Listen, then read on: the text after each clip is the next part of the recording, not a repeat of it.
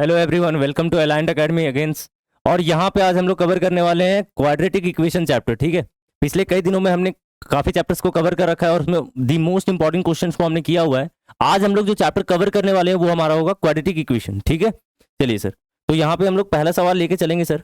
पहला सवाल यहाँ पे, सॉल्व द क्वाड्रेटिक इक्वेशन। देखिए, इस टाइप का क्वेश्चन जो है ना अक्सर एग्जाम में देखने को मिलता है ना, 2 मार्क्स में 3 मार्क्स में इस टाइप से क्वाड्रेटिक इक्वेशन आपको दे देगा और बोलेगा सॉल्व करके बताइए। ठीक है, तो मैंने यहाँ पे 2 इंपॉर्टेंट क्वाड्रेटिक इक्वेशन लिया हुआ है। आप देखो कि किस तरीके से सॉल्व करना है। ऐसे सॉल्व करना है अगर, तो सिंपल सी बात है, क्वाड्रेटिक इक्वेशन को यहाँ पे आप अगर मिड टर्म स्प्लिटिंग से हो रहा है तो मिड टर्म स्प्लिटिंग से कर लेते हैं। ठीक है, जैसे अगर आप देखोगे पहला क्वेश्चन क्या है सर, 4√3x² प्लस का क्या है आपके पास 5x and minus 2√3 is equal to आपके पास 0 है। ठीक है, ना इस क्वाड्रेटिक इक्वेशन को सॉल्व करना है। किस तरीके से सॉल्व करेंगे? सबसे पहले आप यहाँ पे मिडिल टर्म स्प्लिटिंग से जाने का कोशिश करो। सर यहाँ पे सबसे पहले x² के टर्म को कोफिशिएंट को मल्टीप्लाई कर देंगे कांस्टेंट टर्म से। नाउ 4 मल्टीप्लीकेशन 2 कितना हो जाएगा सर 8, और √3 get multiplied with √3 that is 3 हो जाएगा। तो 8 मल्टीप्लीकेशन 3 जो कि हमारा रिजल्ट क्या आ जाएगा सर 24। ना 24 जो प्रोडक्ट वैल्यू आ रहा है ना, ये जो x² का कोफिशिएंट और कांस्टेंट टर्म, ये दोनों टर्म का जो प्रोडक्ट वैल्यू 24 आ रहा है, इसका आपको 2 ऐसा फैक्टर करना है जिसका सम करने पर क्या आना चाहिए सर, जोड़ने पर आना चाहिए मिडिल टर्म। और मिडिल टर्म यहाँ पे अगर देखोगे तो कितना है सर 5 है, यानी जोड़ने पर आना चाहिए 5। तो आप बताओ मेरे को 24 का ऐसा कौन सा 2 फैक्टर है जिसको सम करने पर 5 आ जाएगा? आप बोलोगे सर 24 होता है 8 गुना 3, 8 तिया 24 होता है। अगर एक 8 रख लिया जाए और दूसरा फैक्टर 3 रख लिया जाए, सर दोनों को सम माइनस करके क्या लाया जा सकता है, 5 लाया जा सकता है। क्योंकि अगर मिडिल टर्म प्लस का चाहिए, यानी बड़ा फैक्टर आपको प्लस रखना पड़ेगा और छोटा फैक्टर क्या रखना पड़ेगा, माइनस। तभी तो +8 -3 जुड़ करके क्या आएगा, +5 आएगा। और इन दोनों का प्रोडक्ट अगर ध्यान से देखोगे तो सर इन दोनों के प्रोडक्ट के बराबर आना चाहिए, a इंटू सी के बराबर आना चाहिए, जो कि सेटिस्फाई कर रहा है। +8 -3 प्रोडक्ट विल बी -24, जो कि आपका AC के प्रोडक्ट के इक्वल है। यानी बिल्कुल जो हमने स्प्लिटिंग करा हुआ है बिल्कुल सही तोड़ा हुआ है। तो आप क्या करोगे, ये +5 जो मिडिल टर्म है स्प्लिट होगा सर 2 फैक्टर में, +8 और -3।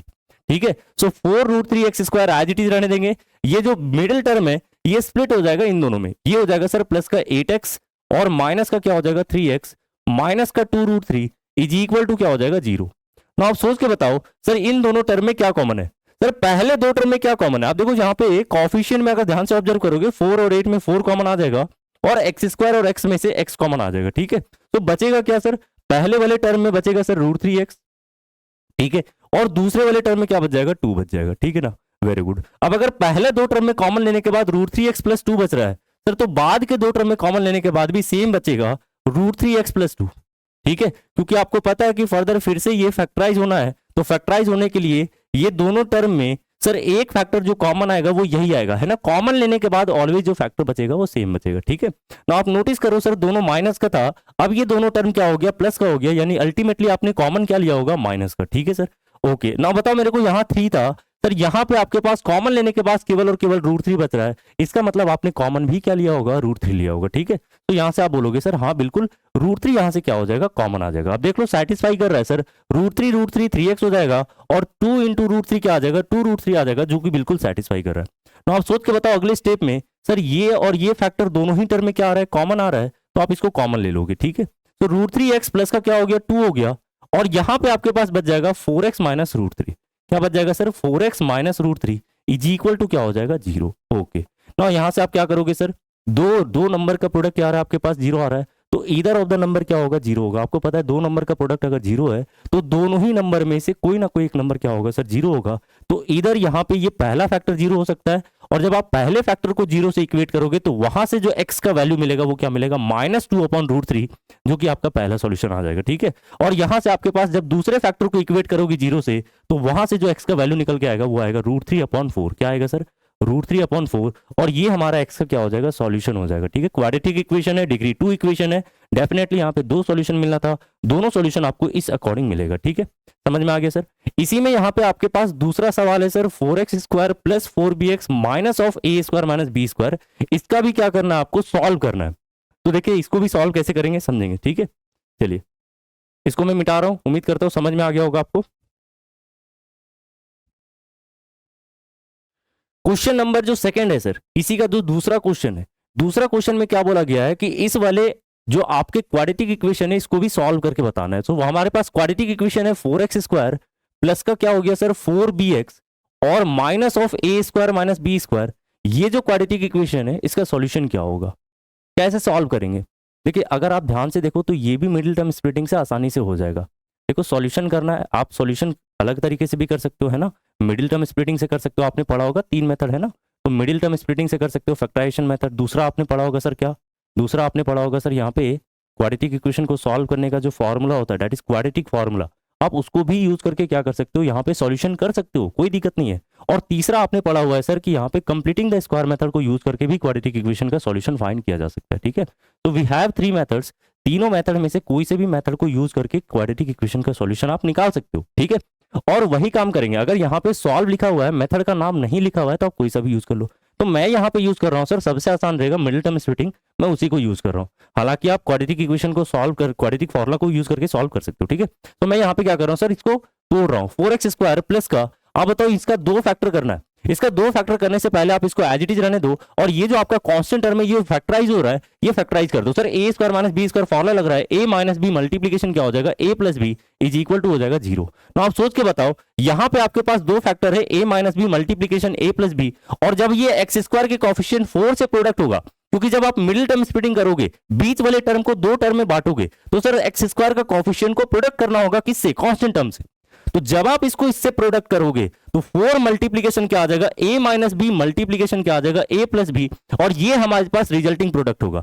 अब इस प्रोडक्ट से आपको क्या करना है, 2 ऐसा फैक्टर फॉर्म करना है अगेन, जिसका जोड़ने पर, जिसका सम करने पर क्या आना चाहिए, मिडिल टर्म। और मिडिल टर्म इस बार कितना लाना है सर, 4b लाना है। क्या लाना है, प्लस का 4b लाना है। तो आप सोच के बताओ सर, अगर टर्म ही हमको प्लस का 4b लाना है तो यहां पे किस तरीके से 2 फैक्टर लेना पड़ेगा। सिंपल सी बात है, देखो ध्यान से, a माइनस बी एक फैक्टर है, a माइनस बी एक फैक्टर है, इसको इसमें रख दो। दूसरा फैक्टर आपके पास क्या है सर, a प्लस बी है, उसको आप दूसरे फैक्टर में रख लो। ठीक है ना, आप सोच के बताओ, यहां पे अगर 4b चाहिए तो सर 4b कैसे मिलेगा। देखो यहाँ पे टोटल इस प्रोडक्ट में 3 फैक्टर था, जिसमें से मैंने 2 फैक्टर यूज कर लिया। पहले वाले फैक्टर में a माइनस बी रख लिया, दूसरे वाले में क्या रख लिया सर, a प्लस बी रख लिया। तो ये जो 4 बच गया, 4 को मैं क्या कर रहा हूं सर, 2 गुना 2 लिख सकता हूं। 4 को क्या लिख सकता हूं, 2 मल्टीप्लीकेशन 2 लिख सकता हूं। इसका एक 2 मैंने इसके साथ डाल दिया, और इसका दूसरा वाला 2 जो है वो इसके साथ रख दिया। ठीक है, ऐसा क्यों करा सर, ऐसा करने से होगा क्या, ये 2a इंटू 2b बन जाएगा, और यहां पे भी 2a इंटू क्या बन जाएगा, 2b बन जाएगा। हालांकि 2b इधर भी बन रहा है, 2b इधर भी बन रहा है, तो दोनों का सम 4b आ जाएगा, नहीं आ जाएगा, आ जाएगा सर। तो आप सोच के बताओ सर, यहां पे 4b लाना है, a वाला टर्म ही नहीं चाहिए, ए का टर्म ही नहीं चाहिए, इसका मतलब सर ए को कटना होगा, यहां से ए को कटना होगा। तो आप बताओ ए वाला कैसे कटेगा, यहां प्लस 2a है, यहां प्लस 2a, ये तो जुड़ जाएगा। अगर दोनों ही प्लस का रख दोगे तो जुड़ जाएगा, और ये 4a आ जाएगा, जबकि लाना कितना है सर, प्लस का 4b लाना है।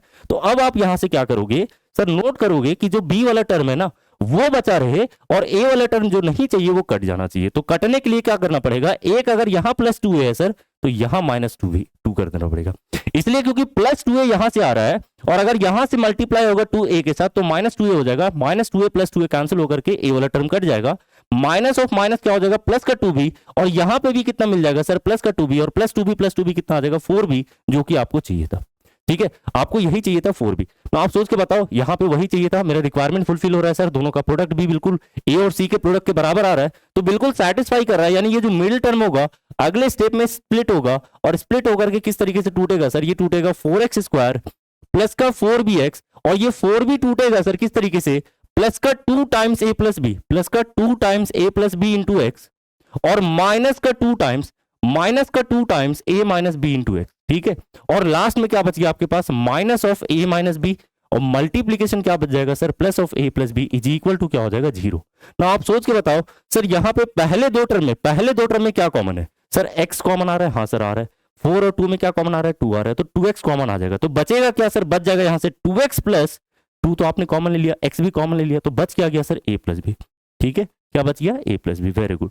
ना बताओ आखिरी 2 टर्म में क्या कॉमन आ रहा है सर, माइनस माइनस है तो माइनस तो आ ही रहा है, हाँ सर। a माइनस बी यहां भी दिख रहा है, a माइनस बी यहां भी दिख रहा है, तो इसको भी क्या कर लेंगे, कॉमन ले लेंगे। a माइनस बी यहां से कॉमन आ जाएगा, बचेगा क्या सर, यहां से 2x बच गया, और प्लस का क्या बच जाएगा, क्योंकि आपने माइनस कॉमन ले लिया तो ये प्लस हो जाएगा, और प्लस का बच जाएगा आपके पास a plus B is equal to क्या हो जाएगा सर, 0, इज इक्वल टू क्या हो जाएगा, 0। ठीक है, समझ में आ गया, वेरी गुड। तो आप बताओ मेरे को यहाँ पे फर्दर फिर से अगर देखा जाए तो 2x plus a plus B, 2x plus a plus B दोनों ही टर्म में अगेन मिल रहा है सर, तो ये कॉमन आ जाएगा। तो 2x plus a plus B आप क्या करो, कॉमन ले लो। जब आप इसको कॉमन लोगे तो आपके पास केवल बच जाएगा 2x माइनस ऑफ क्या बच जाएगा, a minus B is equal to 0। उम्मीद करते हैं यहाँ तक समझ में आ गया होगा सर। दो फैक्टराइज किस तरीके से करा, इसको मैंने फैक्टराइज कर दिया और फैक्टराइज करके यहाँ से आंसर निकल के आएगा, ठीक है। उम्मीद करते हैं यहाँ तक समझ में आ गया होगा। अब यहाँ से एक्स का आंसर कैसे निकालेंगे, कुछ नहीं करना है सर, दो नंबर का प्रोडक्ट क्या आ रहा है, जीरो आ रहा है। अगर आप इधर ऑफ द नंबर को जीरो से इक्वेट करोगे, क्योंकि सिंपल सी बात है, दो नंबर का प्रोडक्ट जीरो कब आएगा, जब इधर ऑफ द नंबर का वैल्यू क्या होना चाहिए, जीरो होना चाहिए। तो इधर ये जीरो होगा या फिर ये जीरो होगा। यहां से अगर जीरो को इक्वेट करेंगे इस फैक्टर को, तो एक्स का जो वैल्यू मिलेगा वो आ जाएगा minus of A plus B division 2 आ जाएगा। और यहां से जब एक्स का वैल्यू इक्वेट करोगे तो एक्स का वैल्यू आ जाएगा सर ए माइनस बी डिवाइजर क्या आ जाएगा, 2 आ जाएगा। आपको दिख रहा होगा यहां से एक्स का एक ये आंसर निकल के आ जाएगा और दूसरा आंसर ये निकल के आ जाएगा, ठीक है। उम्मीद करते हैं समझ में आ गया होगा। ये मैंने मिडिल टर्म स्प्लिटिंग को यूज करके बनाया, आप यहाँ पे क्वाड्रेटिक फॉर्मूला भी यूज कर सकते थे, ठीक है। चलिए सर अगले सवाल पे चलेंगे। यहाँ पे अगला सवाल जो बोला जा रहा है सर, वो क्या बोला जा रहा है, फाइंड द वैल्यू ऑफ के फॉर विच द इक्वेशन, जो कि ये गिवन है, ये इक्वेशन दिया हुआ है, ठीक है, has real and equal roots. देखो यहाँ पे गिवन इक्वेशन जो दिया हुआ है वो क्या दिया हुआ है, सबसे पहले तो वो लिख लो आप। तो गिवन इक्वेशन इज, क्या दिया हुआ है गिवन इक्वेशन सर, ये दिया हुआ है एक्स स्क्वायर प्लस के टाइम। देखो यहाँ पे अगर ध्यान से देखो ना, तो यहाँ पे क्या हो रहा है सर, एक्स वाला टर्म कांस्टेंट टर्म बिल्कुल एक साथ कर दिया गया है। तो ये बिल्कुल स्टैंडर्ड फॉर्म में नहीं है ना, जनरल फॉर्म में नहीं है, तो आप इसको कन्वर्ट कर लो, है ना, इसको कन्वर्ट कर लो सर, स्टैंडर्ड फॉर्म में लिख लो इसको, जो कि क्या होता है आपको पता है sir, A X square plus B X plus C is equal to zero. किसी भी क्वाड्रेटिक इक्वेशन का स्टैंडर्ड फॉर्म वही होता है। तो एक्स स्क्वायर प्लस एक्स वाला टर्म आना चाहिए सर, एक्स वाला टर्म यहाँ पे मल्टीप्लाई होकर के आ जाएगा, जो कि क्या हो जाएगा, टू के एक्स, ठीक है। देन के जब आप मल्टीप्लाई करोगे के माइनस वन से, तो ये हो जाएगा सर प्लस का के स्क्वायर, के मल्टीप्लाई हो जाएगा माइनस वन के साथ माइनस का के, और प्लस का 2 बचा हुआ है, तो ये प्लस का 2 भी कांस्टेंट टर्म है, इज इक्वल टू क्या हो जाएगा, जीरो। आपको दिख रहा होगा ये मेरा फाइनली क्वाड्रेटिक इक्वेशन है, जो कि सिंप्लीफाइड करके स्टैंडर्ड फॉर्म में लिख दिया ना। अब क्या करना है, यहां से के का वैल्यू इवेल्युएट करना है ना। ये जो इक्वेशन आपके पास दिख रहा है, इसमें जो के इन्वॉल्व हो रखा है सर, के का ऐसा कौन सा वैल्यू होगा जिसपे ये गिवन इक्वेशन के पास रियल और इक्वल रूट्स मिलने लगे। कैसा रूट्स मिलने लगे, रियल और इक्वल रूट्स मिलने लगे, ठीक है। तो आप किस तरीके से इसको बनाओगे, देखो हमने कंडीशन पढ़ा हुआ था, अगर आपको ध्यान है, तो किसी भी क्वाड्रेटिक इक्वेशन के पास रियल एंड इक्वल रूट्स कब मिलता है, जब उसका डिस्क्रिमिनेंट जो है, वो डिस्क्रिमिनेंट का वैल्यू जीरो या जीरो से क्या होना चाहिए, बड़ा होना चाहिए। आपको पता है कि डिस्क्रिमिनेंट का वैल्यू जब जीरो से बड़ा होगा तो उस केस में तो रियल रूट्स मिलेगा ही मिलेगा। लेकिन अगर आपको बोल रखा है सर, अगर बोल रखा है कि इक्वल रूट्स भी चाहिए, तो रियल और इक्वल रूट्स कब मिलेगा, देखो रियल रूट तो इसमें मिलता ही है, लेकिन इसमें डिस्टिंक्ट रूट मिलता है। डिस्क्रिमिनेंट का वैल्यू अगर जीरो से बड़ा है तो उस केस में रियल और डिस्टिंक्ट रूट मिलता है, यानी दोनों ही रियल मिलेगा और दोनों अलग अलग रूट्स मिलेगा। लेकिन अगर डिस्क्रिमिनेंट का वैल्यू जीरो के इक्वल है, तो उस केस में क्या होगा सर, दोनों ही रूट्स रियल तो होगा ही होगा, साथ का साथ दोनों क्या होगा सर, इक्वल होगा। और यही आपसे पूछा हुआ है कि कौन से के वैल्यू पे गिवन इक्वेशन के पास रियल और इक्वल रूट्स मिलने लगे, यानी जो कंडीशन अप्लाई होगा वहां पे कौन सा अप्लाई होगा sir, D is equal to zero, ठीक है। तो आप मेरे को बताओ, इस केस में कंपेयर करेंगे अगर स्टैंडर्ड इक्वेशन से, तो ए का वैल्यू कितना मिल जाएगा 1, बी का वैल्यू कितना मिल जाएगा, यहां से बी का वैल्यू मिल जाएगा 2k, एंड सी का वैल्यू यहां से अगर कंपेयर करोगे तो ये आ जाएगा के स्क्वायर माइनस ऑफ के प्लस का 2। ए बी सी का वैल्यू इवेल्युएट कर लिया ना। किसी भी इक्वेशन के पास रियल और इक्वल रूट्स कब होता है, वहां लिखेंगे since the given equation has real and equal roots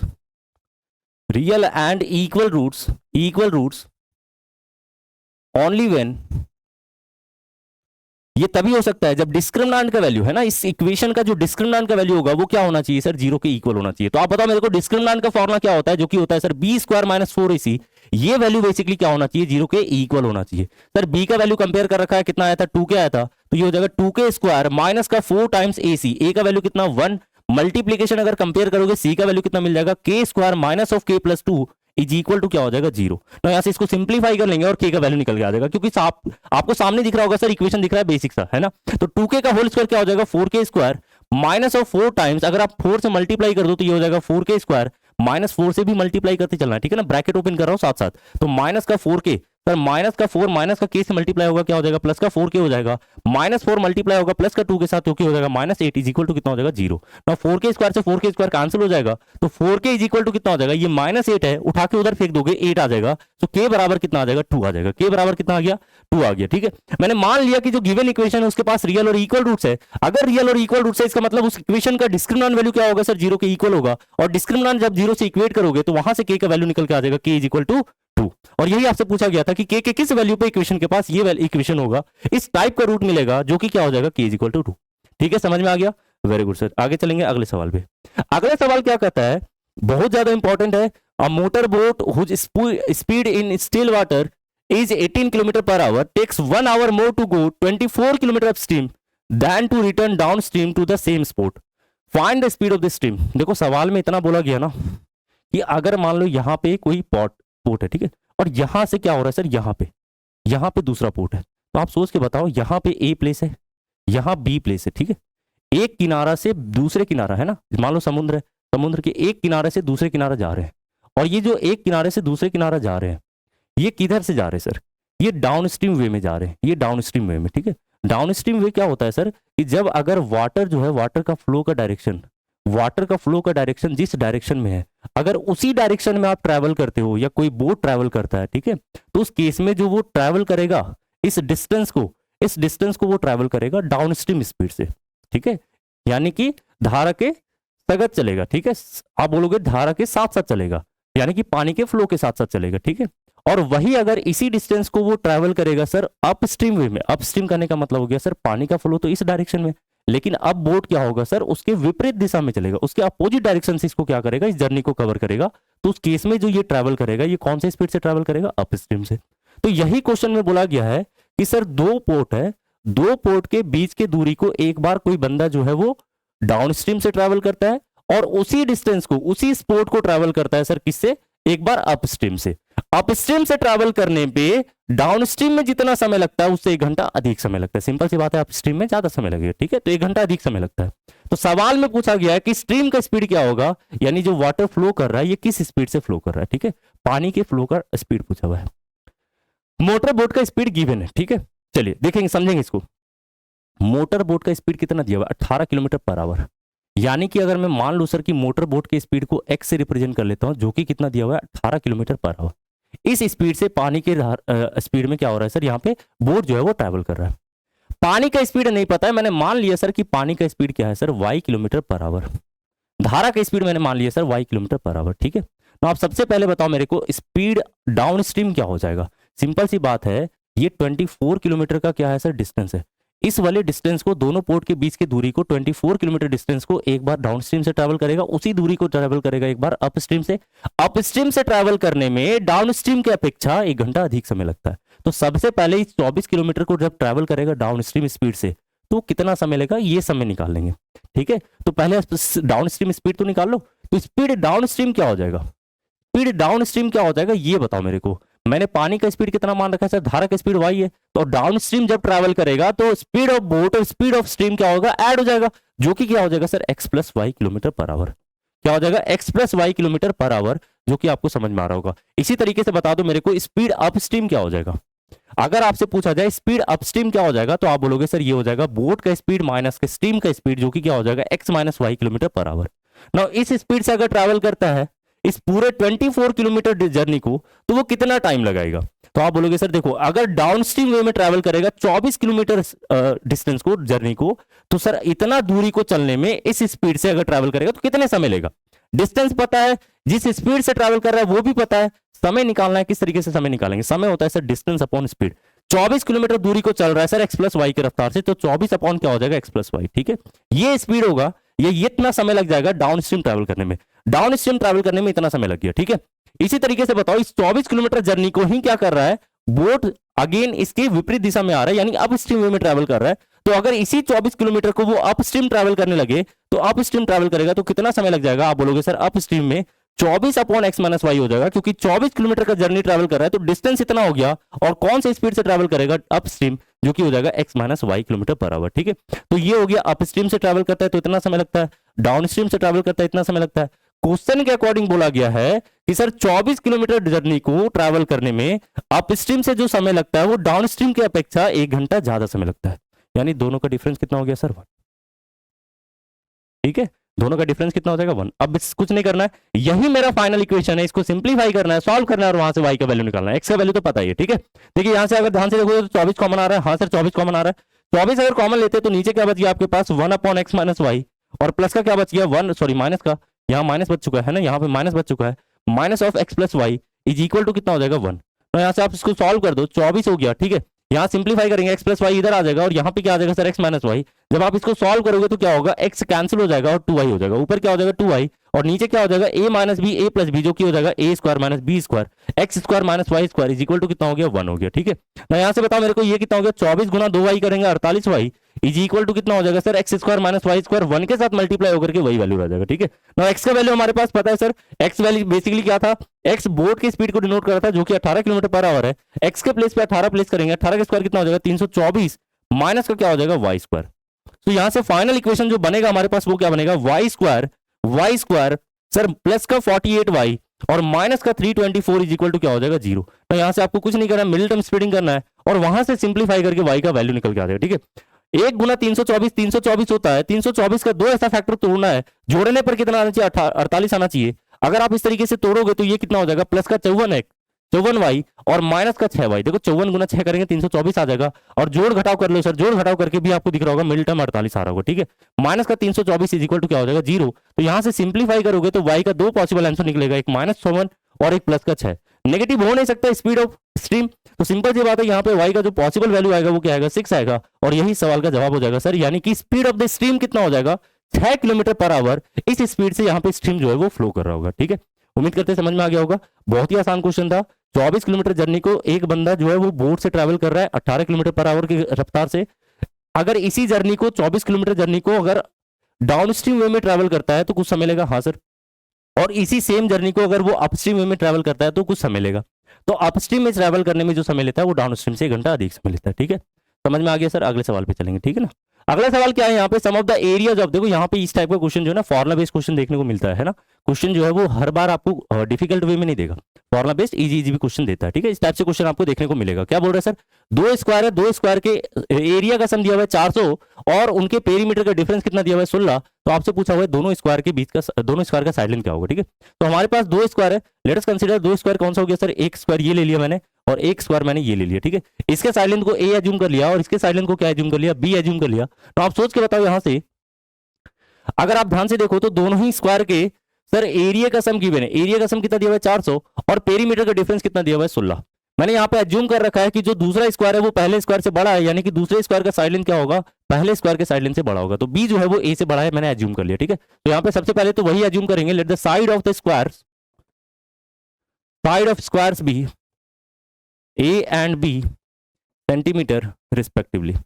according to question, question के अकॉर्डिंग जो बोला जा रहा है वहां से इक्वेशन फॉर्मुलेट कर लेंगे। ठीक है, मेनली आपको क्या करना है गिवन पार्ट से इक्वेशन फॉर्मुलेट कर लेना है। तो एरियाज का सम गिवन है सर, दोनों ही स्क्वायर के एरियाज का सम गिवन है। स्क्वायर का एरिया क्या होता है साइड स्क्वायर, तो पहले स्क्वायर का एरिया कितना हो जाएगा सर ए स्क्वायर और प्लस दूसरे स्क्वायर का एरिया क्या हो जाएगा बी स्क्वायर। दोनों स्क्वायर के एरिया का सम कितना गिवन है 400, यानी ए स्क्वायर प्लस बी स्क्वायर का वैल्यू कितना दिया हुआ है सर 400। इसको मान लेंगे रिलेशन नंबर 1, जो कि हमारा पहला इक्वेशन बन के आ गया। ठीक है ना, दूसरा इक्वेशन क्या बोल रहा है कि दोनों ही स्क्वायर के पेरीमीटर का जो डिफरेंस गिवन है वो कितना दिया हुआ है यहाँ पे 16 सेंटीमीटर। पेरीमीटर क्या होता है सर किसी भी स्क्वायर का 4 मल्टीप्लीकेशन साइड, क्या होता है 4 मल्टीप्लीकेशन साइड। तो आप बताओ मेरे को बड़े वाले स्क्वायर का पेरीमीटर क्या हो जाएगा 4b और डिफरेंस है तो बड़ा माइनस छोटा करेंगे तो दो छोटे वाले स्क्वायर का पेरीमीटर क्या हो जाएगा 4a, जो कि वैल्यू कितना दिया हुआ है 16। अगर आप 4 कॉमन लेकर के कैंसिल करोगे तो सर b माइनस ए का वैल्यू कितना मिल जाएगा 4 और ये हमारे पास दूसरा इक्वेशन आ जाएगा, दूसरा इक्वेशन। ठीक है, ये पहला इक्वेशन हो गया, ये दूसरा इक्वेशन हो गया। कुछ नहीं करना है, यहाँ से एक वैल्यू का वैल्यू, एक वेरिएबल का वैल्यू दूसरे एक वेरिएबल के टर्म में निकालो, ए का वैल्यू निकाल लो दूसरे वेरिएबल बी के टर्म में। तो ए उधर जाएगा प्लस हो जाएगा, 4 इधर आएगा माइनस हो जाएगा, तो ए बराबर क्या हो जाएगा b माइनस 4। और इस वाले को रख दो सर किस में, पहले वाले में। पहले वाले में रखेंगे तो पहला वे क्या होगा सर पूरा का पूरा जो है कन्वर्ट हो जाएगा बी में, पूरा का पूरा इक्वेशन किस में कन्वर्ट हो जाएगा बी में और बी का आंसर वहां से निकल के आ जाएगा। ठीक है, तो ए बराबर रख दो b माइनस 4, तो ये हो जाएगा b माइनस 4 का होल स्क्वायर प्लस का बी स्क्वायर। ठीक है ना, बी स्क्वायर ओपन करेंगे क्या हो जाएगा 2b स्क्वायर माइनस का 8b प्लस का 16 इज इक्वल टू कितना हो जाएगा 400 और यहां से इसको सिंप्लीफाई कर लेंगे 2b स्क्वायर माइनस का 8b सर 400 माइनस 16 कितना हो जाएगा यहाँ से 384, तो माइनस का 384 इज इक्वल टू क्या हो जाएगा 0। देखो दो कॉमन ले आ रहे हैं सर, ये भी 2 का मल्टीपल है, ये भी 2 का मल्टीपल है, ये भी 2 का मल्टीपल है, 2 कॉमन आ रहा है तो कॉमन लेकर के उसको क्या करना है दूसरे साइड भेज देना है। तो क्या हो जाएगा b स्क्वायर माइनस 4b और माइनस का हो जाएगा 2 1 2 9 और 2 192 इज इक्वल टू क्या हो जाएगा 0। बस यहां से कुछ नहीं करना आपको, यहां से इसको सिंप्लीफाई करना है और यहाँ पे आपको रिपोर्ट करना है आंसर। ठीक है, तो मैं क्या कर रहा हूँ ये आप पे छोड़ रहा हूँ, यहां से आप इसको सिंप्लीफाई करो और इसको मिडिल टर्म स्प्लिटिंग करके बताओ मेरे को b का वैल्यू क्या होगा, क्योंकि यहां से b का वैल्यू 2 निकलेगा, एक पॉजिटिव और एक नेगेटिव। तो पॉजिटिव वाला जो वैल्यू होगा वही लेके चलना है, क्योंकि साइड लेंथ नेगेटिव नहीं हो सकता। तो वो जो b का वैल्यू आएगा वहां से निकाल लेना है, वहां से निकालने के बाद यहां पे रख दोगे तो यहां से a का वैल्यू निकल के आ जाएगा। और ये जो है ये आप पे छोड़ रहा हूं, ये आप कमेंट सेक्शन में बताओगे कि a और b का वैल्यू क्या निकल के आएगा। ठीक है, स्क्वायर का दोनों साइड लेंथ का वैल्यू आपको बताना है। ठीक है, ओके। अगले सवाल में चलेंगे सर। सवाल नंबर यहाँ पे क्या है सर? सवाल नंबर आपका है क्वेश्चन नंबर 5, जो कि बहुत ज्यादा इंपॉर्टेंट है और आज का लास्ट सवाल होगा, ठीक है। In a flight of 2800 kilometre an aircraft was slow down due to bad weather, its average speed is reduced by 100 kilometre per hour and the time increased by 30 minutes, find the original duration of the flight. बहुत ही important question है sir, बहुत ही शानदार question है, लाजवाब question, ठीक है। देखेंगे, समझेंगे, समझे। मान लो सर यहाँ से आप क्या करते हो, रोज का रोज है ना, रोज का रोज जो है वो एक जर्नी ट्रैवल करते हो, या मान लो सर फ्लाइट से आप ट्रैवल कर रहे हो, ए प्लेस से बी प्लेस को आप रोज जाते हो, है ना। यूजुअली आप यहाँ से यहाँ तक आपको जाना होता है, ऑफिस वर्क है, मान लो यहाँ पे आपका घर है, यहाँ पे आपका ऑफिस है, यहाँ से यहाँ फ्लाइट से जा रहे हो। इमेजिन कर लेते हैं, इमेजिन करने में क्या ही जा रहा है, ठीक है। 2800 किलोमीटर का फ्लाइट है, यानी कि आपको जो जर्नी ट्रैवल करना है वो कितने किलोमीटर का ट्रैवल करना है सर? 2800 किलोमीटर, ठीक है ना, ओके। इतना 2800 किलोमीटर का जर्नी ट्रैवल करना है, और जो एयरक्राफ्ट है, क्योंकि बैड वेदर है ना, खराब मौसम के कारण क्या हो जाता है, वो स्लो डाउन हो जाता है, यानी कि वो अपने स्पीड को क्या करता है, यूजुअली जिस स्पीड से चलता था, ट्रैवल करता था, उससे कम स्पीड से चलता है, धीमा कर देता है। कितने से धीमा करता है सर? एवरेज स्पीड जो है वो 100 किलोमीटर पर आवर से रिड्यूस कर देता है। और सिंपल सी बात है, अगर सेम जर्नी को ट्रैवल कर रहा है, स्पीड आपका कम हो गया, तो समय क्या लगेगा? ज्यादा लगेगा, और समय ज्यादा लग जाता है। अब क्या होता है, यूजुअली जितना समय लगता था उस पूरे जर्नी को ट्रैवल करने में, उससे 30 मिनट अधिक समय लग जाता है। तो आपसे पूछा हुआ है कि ओरिजिनली फ्लाइट का ड्यूरेशन क्या था, यानी ओरिजिनली फ्लाइट कितना टाइम लेता था इस पूरे जर्नी को ट्रैवल करने में। बहुत ही बेसिक का क्वेश्चन है, ये आप डे टू डे लाइफ में भी यूज करते हो तो आसानी से समझ में आ जाएगा, ठीक है, कोई बड़ी बात नहीं है। कैसे समझेंगे सर? देखो, सबसे पहली बात तो यूजुअली कुछ ना कुछ स्पीड से ये फ्लाइट जो है वो इस 2800 किलोमीटर जर्नी को ट्रैवल करता था। वी डोंट नो वो कौन सा यूजुअल स्पीड था, तो लेट अस एज्यूम कि वो जो यूजुअल स्पीड था जिससे वो ट्रैवल करता था इस पूरे जर्नी को, वो हमारा x किलोमीटर पर आवर है। x किलोमीटर पर आवर के यूजुअल स्पीड से क्या होता था, रोजाना ये ट्रैवल करता था और अपना एक डेफिनेट टाइम पे ये पूरे डेस्टिनेशन को कवर कर लेता था, ठीक है। सो मान लेंगे let the usual speed of the flight be x kilometre per hour, ऐसा मान के चलते हैं। तो आप बताओ मेरे को, अगर x किलोमीटर पर आवर की स्पीड से ट्रैवल करेगा इस जर्नी को, तो इस जर्नी को ट्रैवल करने में कितना समय लग जाएगा, कितना समय लग जाएगा? देन यहां से हम लोग निकाल लेते हैं sir original duration of the flight, है ना। अगर यूजुअल स्पीड से ट्रैवल करेगा वही तो ओरिजिनल ड्यूरेशन था, दैट इज आप बोल सकते हो सर सीधा सीधी time taken by the flight usually, और आप इसी को बोल सकते हो original duration of the flight, जो कि आपको लास्टली फाइनली कैलकुलेट करना है। तो original duration of the flight जो कि आपको कैलकुलेट करना है, जो कि कितना हो जाएगा आप बताओ मेरे को। 2800 किलोमीटर जर्नी को ट्रैवल करना है, इस स्पीड से ट्रैवल करेंगे तो कितना समय लग जाएगा sir? Distance upon speed, 2800 kilometre को चलना है, एक्स के रफ्तार से चलेंगे तो इतने घंटे का समय लग जाएगा, जो कि आपको इवेलुएट करना है, ठीक है। तो मेनली अगर एक्स निकल गया तो आप बोलोगे सर कि यहां से ओरिजिनल ड्यूरेशन भी निकल के आ जाएगा। और उसके लिए आपको सवाल में हिंट क्या दे रखा है कि अगर ओरिजिनली जो समय लगता था ये समय से 30 मिनट अधिक समय लगने लगा, यदि यूजुअल के बजाय अगर एवरेज स्पीड में 100 किलोमीटर पर आवर का कमी कर दिया जाए, यानी ओरिजिनली अगर एक्स के रफ्तार से चलता था तो अब 100 किलोमीटर पर आवर कम रफ्तार से चल रहा है, यानी कि अब किस रफ्तार से चलेगा सर? अब रफ्तार से चलेगा यहां पे x माइनस 100, इस रफ्तार से चलेगा सर, x माइनस 100। समझ रहे हो सभी कोई? हाँ सर। तो अगर x माइनस 100 इस रफ्तार से चलेगा और ट्रैवल कितना करना है, वही सेम जर्नी को ट्रैवल करना है, सेम डेस्टिनेशन जाना है सर, यानी 2800 किलोमीटर की दूरी को ही ट्रैवल करना है, तो इस डिस्टेंस को अगर इस स्पीड से ट्रैवल करेगा तो ये मेरा नया टाइम टेकन हो जाएगा इस पूरे फ्लाइट को कवर करने में, इस पूरे डेस्टिनेशन को जाने में। और अब जो नया समय है पुराने समय की अपेक्षा सर आधा घंटा, है ना, 30 मिनट यानी कितना घंटा? आधा घंटे का समय ज्यादा लेता है, यानी कि नया समय माइनस पुराना समय विल बी इक्वल टू क्या हो गया? हाफ आवर का डिफरेंस है नए समय और पुराने समय में। यही आपका इक्वेशन बन जाएगा और इसको सॉल्व करके यहां से एक्स का वैल्यू निकाला जा सकता है। देखो 2800 कॉमन आ जाएगा यहां से, हाँ सर 2800 कॉमन आ जाएगा। कॉमन लेंगे तो क्या हो जाएगा? यहां से यहां बच गया 1 माइनस एक्स माइनस 100, और यहां क्या बच गया? माइनस का 1 upon X is equal to क्या हो जाएगा? 1 अपॉन 2। एलसीएम ले लेंगे एक्स माइनस 100 का क्या हो जाएगा? एक्स इंटू एक्स माइनस 100, ठीक है ना। 2800 ऑलरेडी इधर था सर मल्टीप्लीकेशन में, आपके पास क्या बचा हुआ है? यहाँ पे बच जाएगा सर एक्स इधर आ जाएगा और यहाँ पे एक्स माइनस 100। जब ये एक्स इधर आएगा तो एक्स माइनस ऑफ क्या हो जाएगा? एक्स माइनस 100, ठीक है ना।